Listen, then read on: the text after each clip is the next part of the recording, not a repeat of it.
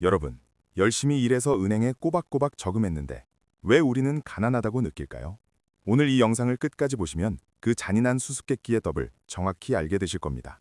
열심히 일해서 번 돈을 은행에 차곡차곡 모으는 것. 이것을 우리는 성실함이라고 배웠습니다. 하지만 자본주의의 역사는 묻습니다. 성실함이 곧 부를 보장하는가? 안타깝게도 지난 수십 년간의 데이터를 분석해보면 근로소득을 저금만 했던 사람들은 예외 없이 가난해지는 경험을 했습니다. 숫자는 그대로인데 삶은 팍팍해지는 이 기이한 형상. 도대체 우리가 잠든 사이에 경제 시스템 내부에서는 어떤 구조적 변화가 일어나고 있는 걸까요? 저금을 하지 말라는 소리가 아닙니다.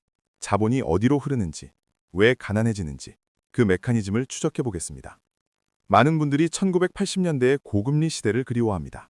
당시 재형저축은 연 20에서 30%에 달했으니 저금만 해도 자산이 불어나는 게 눈에 보였죠.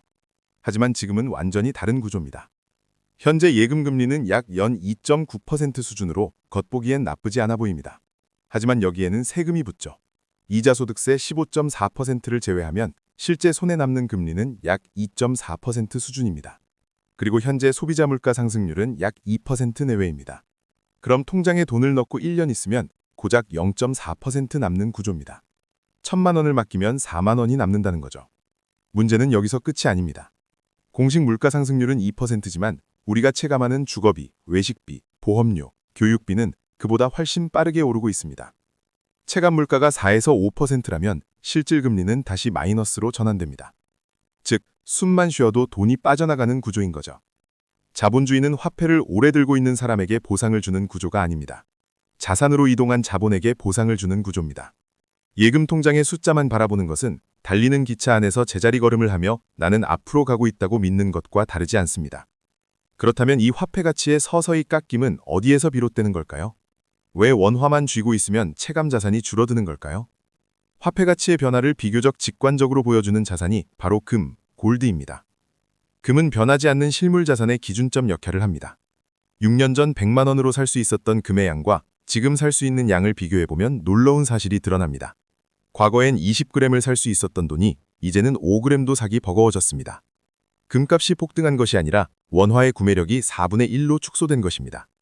이것은 단순한 물가 상승이 아닙니다. 우리가 노동의 대가로 받는 화폐, 즉 원화라는 교환 수단의 신뢰도가 구조적으로 약화되고 있음을 시사합니다. 우리가 월급이 올랐다고 기뻐할 때 그 월급으로 교환할 수 있는 실물 자산의 총량은 오히려 줄어들고 있는 화폐 환상에 빠진 건 아닐까요? 이 현상은 왜 발생할까요? 단순히 시간이 흘러서가 아닙니다. 시중의 통화량이 팽창하는 속도가 실물 경제의 성장 속도를 앞지르기 때문입니다. 그렇다면 한국의 통화량 증가는 다른 국가들과 비교할 때 어떤 수준일까요?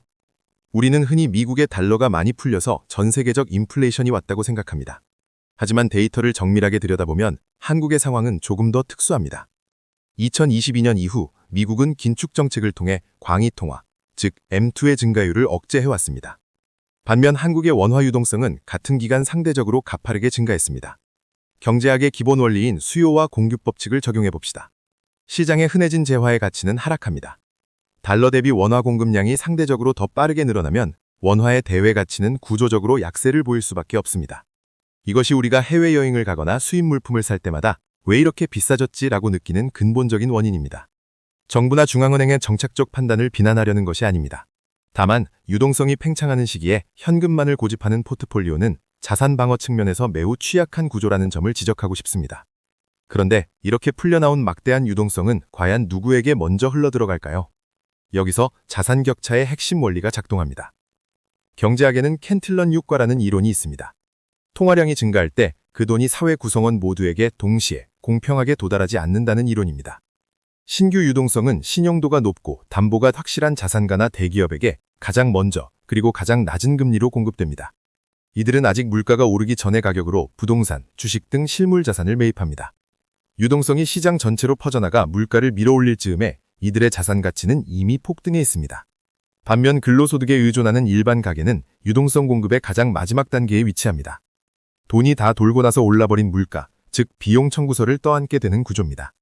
이것은 누구의 잘못이라기보다 자본주의 신용화폐 시스템이 작동하는 내재적 메커니즘입니다. 이 흐름을 이해한다면 자산 가격의 상승이 단순한 버품이 아니라 통화가치 하락의 또 다른 표현임을 알 수 있습니다. 그런데 엎친 데 덮친 격으로 과거 40년간 물가를 억제해왔던 거대한 방파제마저 무너지고 있습니다. 지난 수십 년간 전 세계는 세계화라는 효율성의 혜택을 누렸습니다. 인건비가 저렴한 국가에서 물건을 생산해 공급함으로써 돈을 풀어도 물가가 오르지 않는 저물가 호황을 즐길 수 있었습니다. 하지만 이제 그 시대는 막을 내렸습니다. 글로벌 공급망이 효율성 중심에서 안보 중심으로 재편되면서 생산 비용이 구조적으로 상승하는 비용 인상 인플레이션 시대가 도래했습니다. 미국이 자국 내 생산을 고집하고 각국이 무역 장벽을 높이는 현상은 일시적인 유행이 아니라 거대한 패러다임의 전환입니다. 이는 앞으로 중앙은행이 긴축을 하더라도 물가가 쉽게 잡히지 않을 수 있음을 시사합니다. 과거의 투자 공식이 더 이상 통하지 않는 새로운 환경이 펼쳐진 것입니다. 이러한 대외적인 변화와 맞물려 한국 내부에서는 인구 구조라는 또 다른 거대한 파도가 밀려오고 있습니다. 한국의 금리와 자산 시장을 지탱해온 숨은 주역은 바로 베이비 부머 세대였습니다. 경제활동 인구가 많았던 시기에는 이들이 창출하는 막대한 저축이 은행으로 흘려들어와 풍부한 자금 공급원을 형성했습니다. 덕분에 우리는 비교적 낮은 금리로 자금을 조달할 수 있었죠. 하지만 베이비 부머의 은퇴가 본격화되면서 상황은 반전되고 있습니다. 은퇴는 곧 순저축자에서 순소비자로의 전환입니다. 은행에 돈을 넣는 사람보다 빼는 사람이 많아지면 자금의 공급이 줄어들어 금리는 구조적으로 상승 압력을 받을 수밖에 없습니다. 이미 고령화가 진행된 선진국들이 저성장에도 불구하고 중금리를 유지하는 이유가 여기에 있습니다. 한국 역시 노동 공급 감소와 자본 축적 둔화는 중증호 속에서 과거와 같은 초저금리 시대로 복귀하기 어려울 수 있습니다. 이는 현금 흐름이 없는 부동산이나 과도한 부채를 보유한 가계에 상당한 리스크가 될 수 있습니다. 그렇다면 이 거대한 구조적 변화 앞에서 우리는 어떤 생존 전략을 세워야 할까요? 결국 해법은 포트폴리오의 다변화와 화폐 국적의 분산입니다.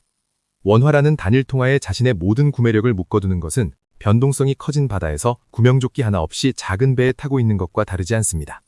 기축통화인 달러 자산을 일정 비율 구유하는 것은 환차익을 노리는 투기가 아니라 원화 가치 변동성에 대비한 구매력 보험입니다. 또한 종잣돈을 모은 뒤에 투자한다는 고정관념에서 탈피해야 합니다. 자산 가격의 상승 속도가 저축 속도를 앞지르는 구간에서는 적립식 투자를 통해 시장의 성장성에 일찍 올라타는 것이 리스크를 줄이는 길입니다. 투자는 불확실성에 대한 베팅이 아니라 확정된 인플레이션에 대한 방어기제입니다. 지금 우리는 경제의 규칙이 바뀌는 변곡점에 서 있습니다. 과거의 성공 방식이 미래의 실패 요인이 될 수 있다는 것을 인지하고 냉철하게 자산 배분 전략을 재설계해야 할 시점입니다. 감정에 휩쓸리지 않고 구조를 꿰뚫어 보는 힘, 그것이 여러분의 부를 지키는 가장 강력한 무기가 될 것입니다.